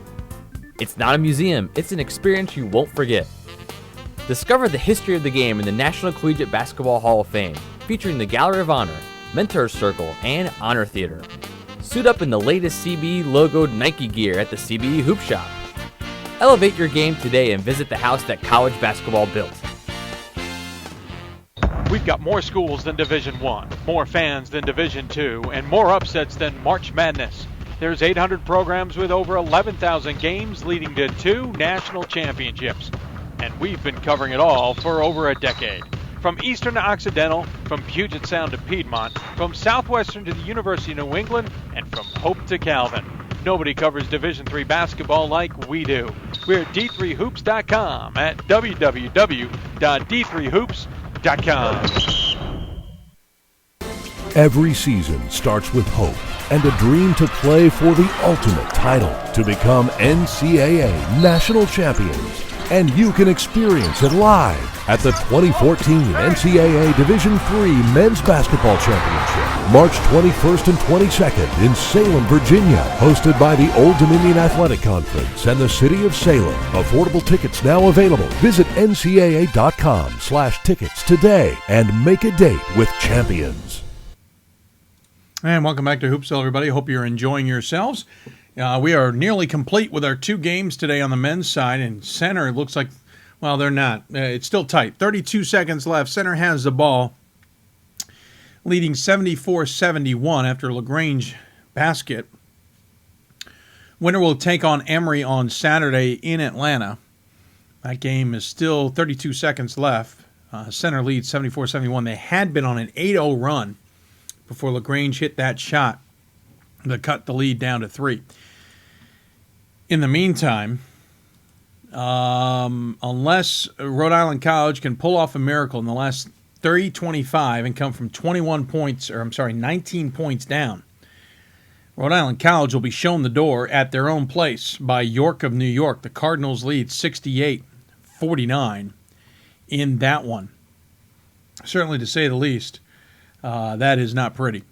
A couple questions on Twitter, so we will get to those if you want to interact with us at D3Hoopsville or hashtag Hoopsville. You can also join us on Facebook at facebook.com/Hoopsville, or in the meantime, email us, hoopsville@d3hoops.com if you have any questions. Got a question from Jack Kenny. It says, do you think Carthage can come out of their region this weekend? We just called up and make sure I got the right matchups. Of course, this is women's basketball action as the men missed out. Carthage has got St. Norbert in the first round, then Hope and Wisconsin Lutheran will face off to face off. I think Carthage can come out of this, and I predicted Carthage to come out of this. I think Hope's a good team. Don't get me wrong. I think they're a terrific team, but I just like how Coach Bernero puts his team together, and I think they can win against Hope. Of course, the game is at Carthage, and I think that plays a major factor. Unfortunately, I have Carthage then losing to DePaul in the next round. But I think Carthage women can come out of this. I think they're good enough. I think they're battle-tested enough to do it. And remember, this is a Carthage team that absolutely dismantled Whitewater back in the D3Hoops.com Classic in Vegas. So I think it's quite possible of happening. I'm not going to think any otherwise at all. So, I got Carthage coming out of the weekend. Who do you see coming out of the Texas-Dallas pod? Don't see a dominant team there. Well, you're probably underrating Texas-Dallas. Texas-Dallas pod is located, for all you looking for it, in the upper left. It's Texas-Dallas versus Chapman, and it's Trinity versus Whitworth. And you're also underestimating Whitworth, Nick. Whitworth is my team to come out of that. I have them facing off against Dallas and then winning there to move on to the second weekend. Whitworth's got a nice size inside. Certainly, Coach Pat Cunningham will have the team ready to go at Trinity for Whitworth, but I think Whitworth comes out of that, and I like how they match up against Dallas. That all being said, I have been wrong many, many times before, but that's how I see things shaking out. By the way, it looks like we can punch the ticket for Center. Barring a miracle there, they will win. They are up 78-71, 7 seconds left. Center will punch their bus ticket to head to Emory in Atlanta on Saturday. Center shot 53% for this game, 33% from beyond the arc and 86.5% from the free throw line, only missing 3 free throws of the 22 that they took. And that is final. 78-71, that finish there. Forgive me as I just want to update that one officially. They went on a 10-3 run to end the game and win that one. Did Center. So congratulations. Our first team in the NCAA tournament to punch their ticket is Center with a 78-71 win. Again, finishing on a 10-3 run to finish that game. LaGrange led 68-60, or maybe they led 69-68. I'm sorry, 69-68. So they actually finished on a 10-2 run, did Center. The other game still ongoing. 1:20 left to go. York leads by 23, Rhode Island College. So let's just put them in automatically. They will take on Amherst coming up on Saturday. York now 22-7. Rhode Island College will finish the season 20-9. The other game, it will be Center, who is now 24-4, and LaGrange in the first NCAA tournament certainly held well, played terrifically. They will finish 18-11. On the year, that one over again at Center. We're just waiting for the details from Rhode Island. So back to that, I think Whitworth comes out of Dallas. I like how they're playing. Whitworth, let's see here, will then take on, I have Whitewater. I think I've got a Whitewater-Stevens Point matchup in the Elite Eight, is what I've got. Again, I'll be on the road to Virginia Wesleyan tomorrow on Friday. Hitting the road in the morning. We'll be down there to broadcast at least the first game, assist with that, and then I'll be around for the second. We'll do interviews while we're there. We will also, then I will be on the road to Randolph-Macon for Saturday, barring any needs from me at Virginia Wesleyan. I'll be at Randolph-Macon for the second round game there.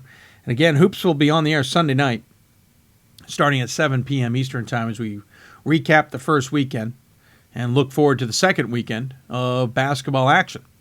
Also, a reminder that we will be on the road in Salem for the Final Four there for men's basketball, working on a lot of details, but we're hopeful to have a number of shows down there, including Thursday night. We all, maybe a little bit of a different show on Thursday.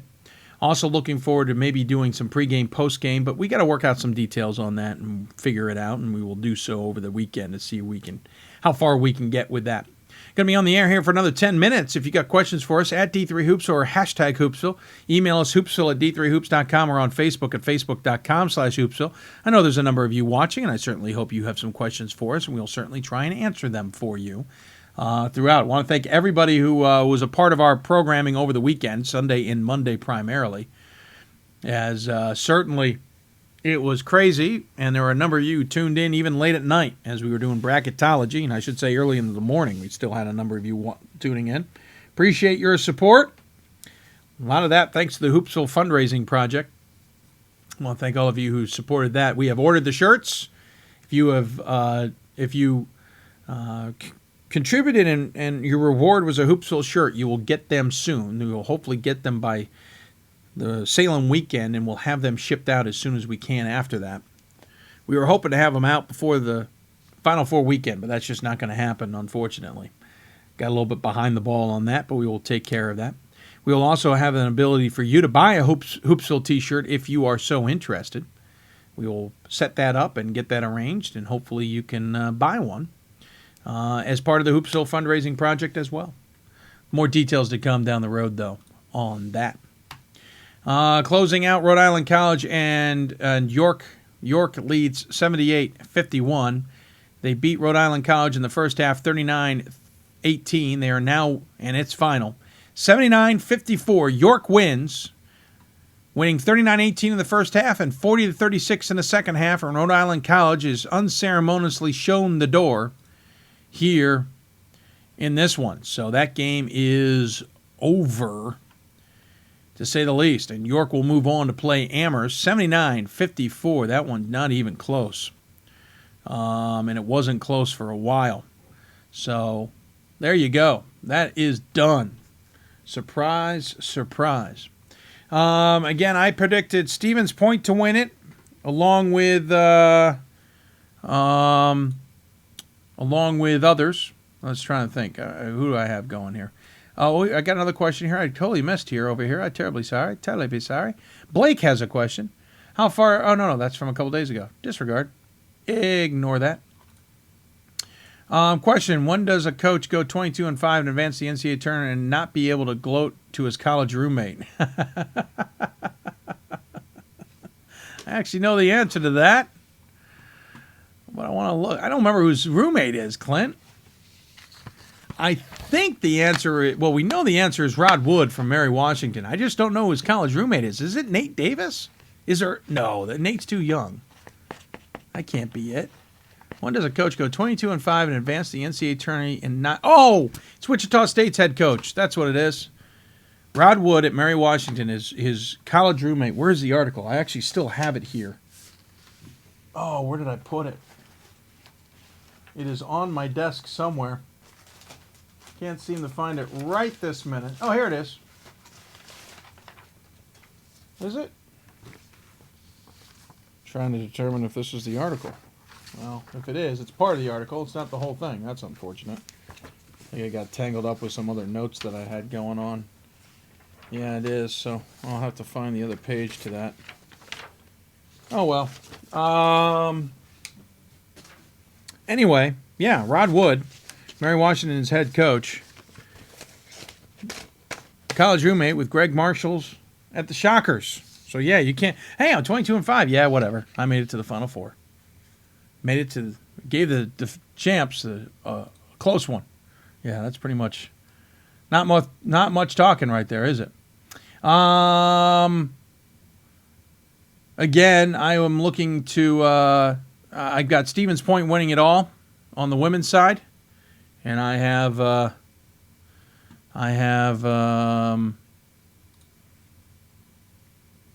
DePaul winning their back-to-back championship there as well. That is my choices.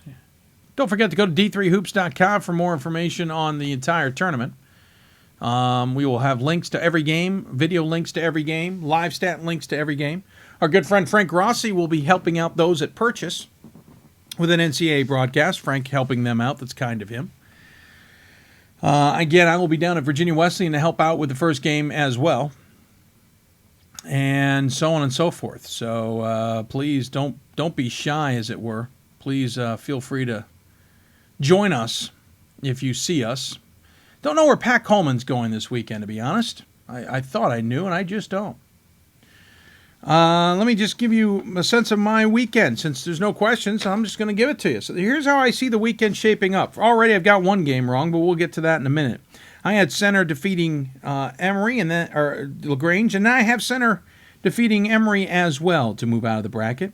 I have Stevens Point defeating Marion and St. Olaf defeating Central, and then Stevens Point winning that one to move into the second weekend. I have Texas Dallas over Chapman and Whitworth over Trinity, Texas, with Whitworth defeating Texas Dallas to move to the second weekend. I have Whitewater over Northwestern, and I have Augustana over St. Thomas, I think. I should really go back and check that because you never know. I could be dead wrong on that prediction. Let's see here. Where is that? Where is it? Nope. Oh, sorry, folks. I'm just trying to find the link. Oh, nope, that's not what I want to do. Terribly sorry. This is what happens when you ad-lib on the air and you didn't have a good plan. So hold on a second. There we go. Bracket challenge by the D3 photography guys. It's too late to join in the women's, but you can join in the men's right now if you want to. You're more than welcome to. So here we go. All right, let's get into these brackets here. Men's is done. I guess I can't look at the men's? That can't be right. Here we go. So on the men's side, again, I have center winning against LaGrange, and then I have center defeating Emory. I have Stevens Point versus St. Olaf, and Stevens Point coming out of there. I have Texas Dallas versus Whitworth, and Whitworth winning. I do have Augustana over St. Thomas playing Whitewater, and Whitewater winning that one to the second weekend. I have Worcester over St. Vincent and Dickinson over Geneseo, and I got Worcester to the second weekend. I have Hope over Penn State Barron and Wheaton over Rose-Hulman. I have Wheaton moving on, defeating Hope in that.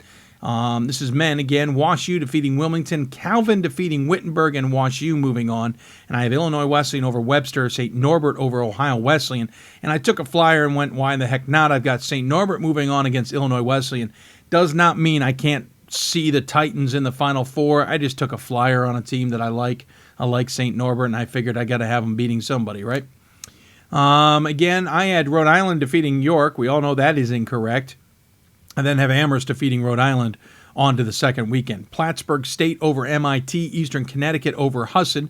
Plattsburgh State moving on to the second weekend. I have Cabrini over Bridgewater State. I have Bowdoin over Richard Stockton with Cabrini moving on. I have Brockport State over Morrisville State. Hobart over Scranton with Hobart moving on. I have Hartwick over Purchase. I have WPI over Albertus Magnus. That's right, I took Purchase and Albertus Magnus, had them both losing. And I have WPI beating Hartwick to move on to the second weekend.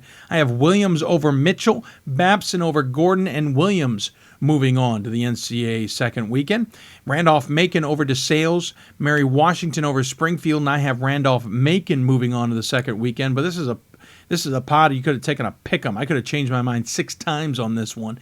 Virginia Wesleyan over Johns Hopkins. Alvernia over Wesley. Wesley over Alvernia. I actually thought about Alvernia beating Wesley in that one and changed my mind 6 times there. I then had Virginia Wesleyan moving on to the second weekend, though I thought about taking Wesley in that one. I then had Randolph-Macon defeating Virginia Wesleyan to play Williams. I had Randolph-Macon in that one. It's crazy. So in the second weekend, I have Center facing off against Stevens Point, Whitworth facing off against Whitewater, Worcester against Wheaton, Wash U against St. Norbert, Amherst versus Plattsburgh State, Cabrini versus Hobart, WPI versus Williams, and Randolph-Macon versus Virginia Wesleyan. That's how I have my second weekend shaking out there in the bracket challenge. In the women's side of things, where I actually can still change my mind if I so choose, because the bracket challenge doesn't close down until tomorrow, I have Montclair State over Regis and Moravian over Cabrini, with Montclair State moving on to the second weekend. I have Scranton defeating Bridgewater State, Vassar over Williams, shocking enough. I have Scranton then moving on to the second weekend. I have York defeating LaRoche, Baldwin Wallace defeating Lebanon Valley, and York moving on to the second weekend. I have FDU Florham over Wells, Messiah over Randolph-Macon, with Messiah moving on to the second weekend, an upset of FDU Florham. I'm going on that one because I got enough people with concerns about Florham that I went for it. Tufts over St. Joe's, NYU over New England, with Tufts moving on. I have Bowdoin over Castleton State, Roger Williams over Plattsburgh State, with Bowdoin moving on. I have Ithaca defeating Sage, Haverford defeating Rhode Island College, with Ithaca moving on. Amherst over Springfield, Baruch over Hartwick, and Amherst moving on. On the other side of the bracket, Wash U over Northwestern, St. Mary's over Oshkosh, with Wash U moving on. I have St. Thomas over Loris, Whitewater over Concordia Moorhead, and Whitewater moving on. I have Carthage over St. Norbert, Hope over Wisconsin Lutheran, and again Carthage moving to the second weekend, defeating Hope.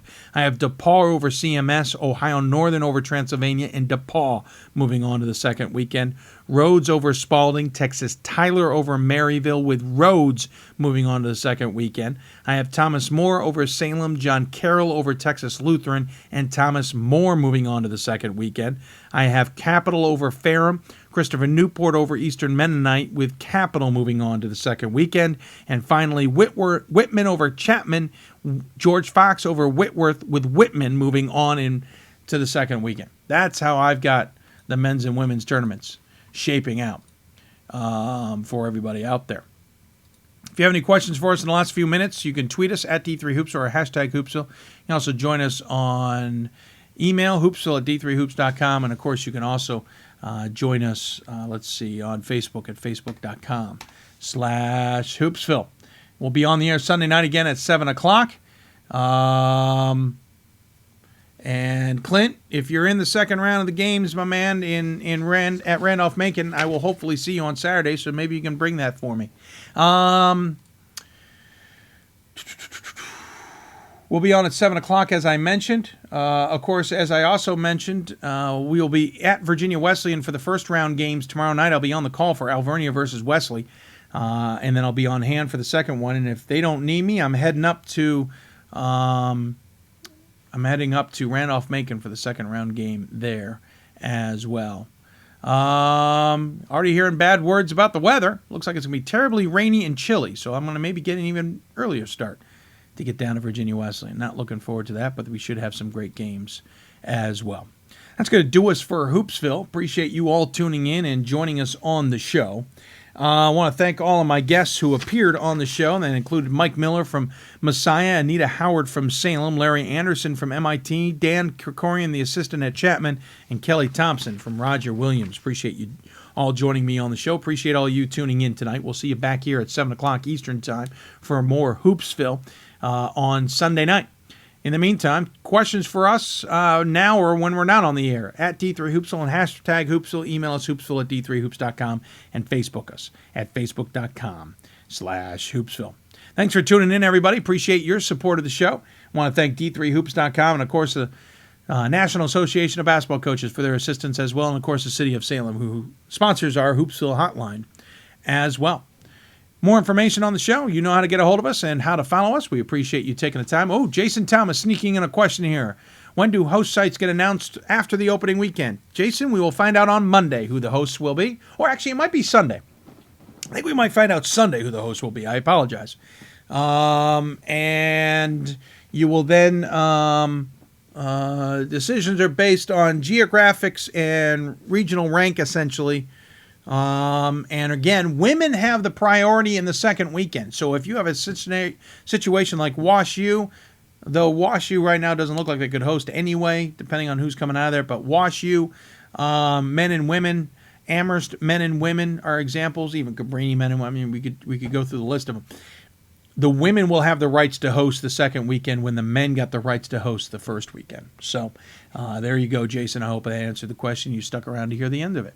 We're going to get going now. Thanks for tuning in to watch Hoopsville. I certainly appreciate it. I hope you enjoyed the show today. If you have any questions, you know how to tweet us and email us and all that jazz. And we'll look forward to seeing you on Sunday night here on Hoopsville.